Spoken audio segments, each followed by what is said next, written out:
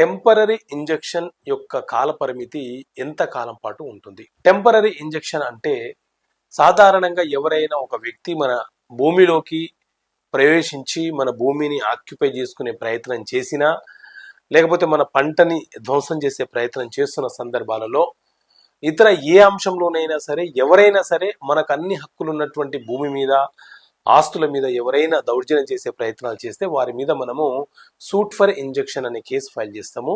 So case file చేసిన సందర్భంలో మనము మొదటి రోజు అవుట్ ఆఫ్ ఆర్డర్ పిటిషన్తో న్యాయస్థానంలో మనకు జరుగుతున్నటువంటి అన్యాయం అంతా కూడా రిప్రజెంటేషన్ చేసుకున్నప్పుడు న్యాయస్థానము టెంపరరీ రిలీఫ్ ఇస్తూ మనకు ఒక టెంపరరీ ఇంజెక్షన్ ఆర్డర్ ఇచ్చే అవకాశం ఉంటుంది. ఆ ఆర్డర్ యొక్క లైఫ్ 30 రోజులు. 30 రోజుల తర్వాత నుంచి కేసు క్లోజ్ అయ్యేంత వరకు, అంటే మెయిన్ కేసు క్లోజ్ అయ్యేంత వరకు ఆ టెంపరరీ ఇంజెక్షన్ ఆర్డర్ ని ఎక్స్టెన్షన్ చేసుకుంటూ